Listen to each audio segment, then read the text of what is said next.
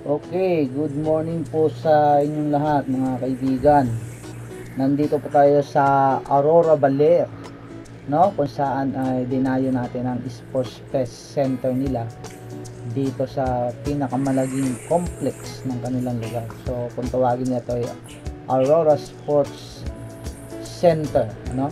Ang kanilang dayuhan, dausan ng mga iba't ibang uri ng mga palaro ang nagaganap sa mga probinsya. So sa oras na to, ako ay mag-iikot, pupunta doon sa field para makita kung ano yung mga ginagawa ng tao ng mga dumating para sa gagawing programa. So nandito pa ako sa labas ngayon, naglalakad at nakikita ko may mga unti-unti nagtatayo para sa mga tindahan at kukunti pa lang sasakyan kasi umpisa pa lang naman ito ng programa ng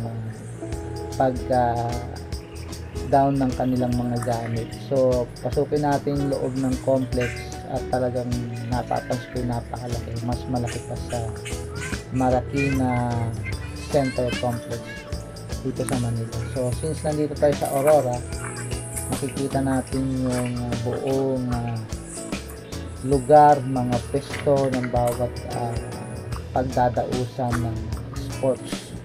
Ang aming program pala dito sa Central Luzon Conference ay may pinamatagang o pinamagatang play. So ito na, nandito na sa loob. Okay, may mga nagbubuhat medyo mabigat-bigat siguro to kaya maraming tao yung naglalakad. So kumustahin natin sila maya-maya, no? So ito, nakita ninyo, yan, sila yung mga naglalakad na yan. So tignan lang natin konti. So pasok na tayo kasi medyo masikip yung kalsada doon sa entrance nila. So ito yung medical center or medical function area pagka merong mga problems sa mga. So lakad tayo ng konti. So nakikita natin yung mga konti. Okay, mag-interview tayo. Anong masasabi mo, sir, sa event na ito? All good.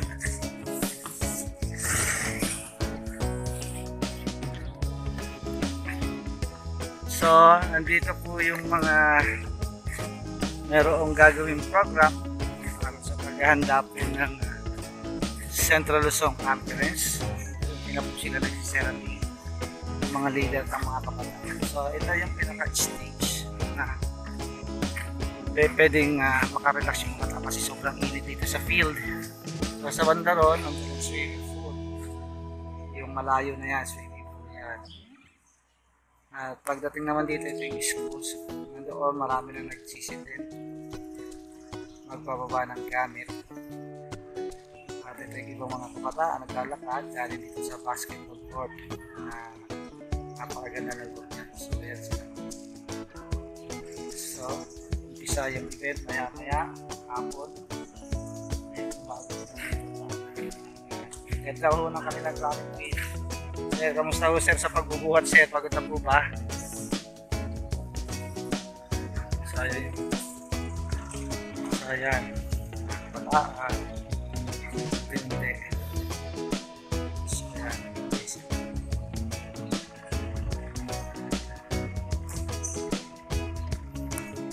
So, ito yung track field.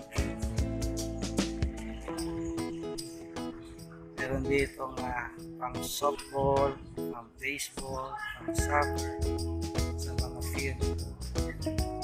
So, yun. Ito tayo doon, tingnan natin sila. So, ito ang ating pasimula para sa ating Sports Fest ng Central Luzon Conference. Maya-maya lang, marami nang ikakabit na mga at dito at mga ano pang mga pagdetail. So ito pa yung ibang mga leader, mga kabataan natin na nag-aayos. So sisidatingan pa lang po sila. Lakad, wala pa nagtitinda ng pwesto kasi mainit. Mamayang hapon pa ang program. So ano kaya merong events dyan?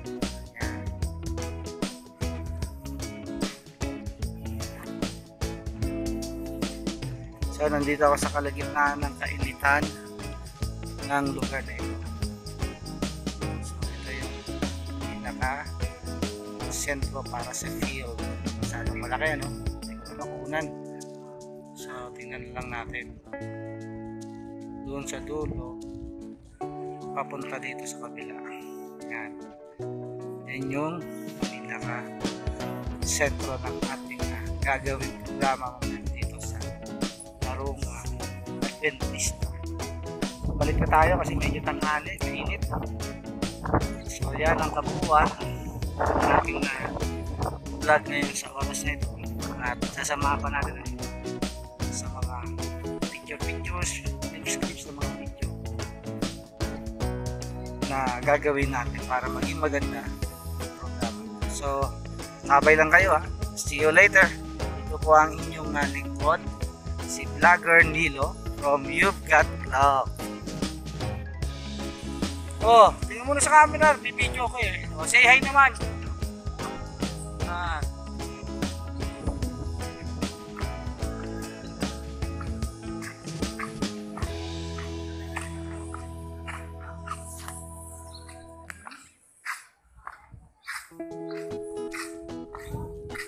Ano sino Pastor Silene, sino Pastor Marlon, ating youth director.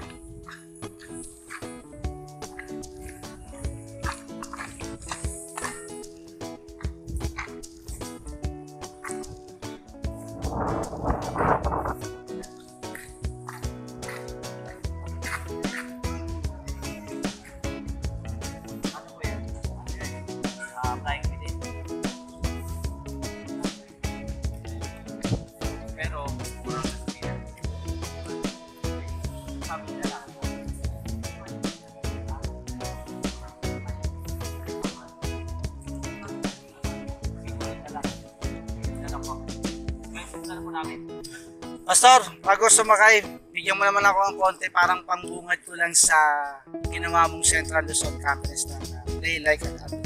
Bigyan mo ng konti. Parang magano ka. Welcome sa ating CLCY Sports Fest. Welcome po sa ating mga delegates na dumating sa iba't ibang damo ng ating mga areas from 1 to 10. Ngayon po ay tayo po dito ipagsaya at magkaroon ng magsama-sama magkaisa sa ating mga laro sa taong 2023. Okay, thank you very much. Ito yung tarpaulin na pinakabit sa akin na medyo mahirap talaga ikabit, no? So this is a play for our team. So ito yung mga delegates na nandito na para sa programang paghihintay natin sa gagawin na ito. So madami-dami na yung dumating at handa na yan para magsimula sa mga activity ngayong hapon. So meron nang gagawin mamaya. Unang game agad ay basketball doon sa kabilang lugar ng pwesto nitong kinatatayuan ko. So this is our sports fest 2023 flag na ginawa rito sa Aurora Baler ng April 6 to 9. So ito yung mga flag ng bawat delegado ng bawat territorial na nakataas na, no? At nagre-represent na marami ang sumali sa buong Central Luzon Campus. So tunghayan natin yung mga kabataang naglalakad at babatiin natin para sa atin. So ito na. Hello.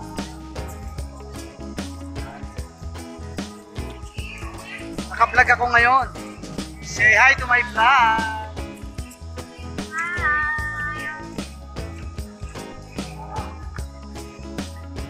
Ngayon naman ay papasok tayo sa loob ng basketball court. Titingnan natin yung mga naglalaro at yung mga tataong naka-official na magtatakbo ng palaro. At syempre yung mga nanonood, no? Iikutin natin yung court sa lugar na ito.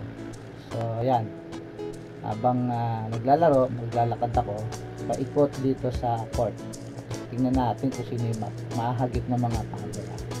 So medyo marami-rami na po yung naglalaro at meron ng event nga para matapos agad. Sa dami ng activity ay hindi kayang pagsabay-sabayin at iba-iba ang mga leader na maglilid dito. So ito yung mga player, upo pa yung iba at ito yung mga nag-host. Ayan sila.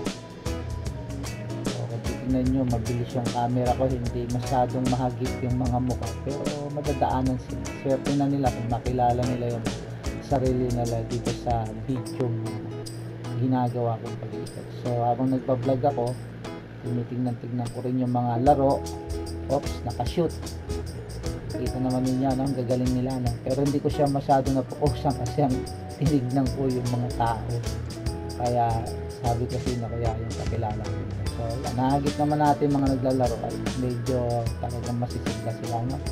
So ito yung mga tao dito sa buong palibot ng basketball court. Napakaganda ng court na to, sa totoo lang, no? Very special dito sa Aurora Sports Center na tinayo dito sa amin.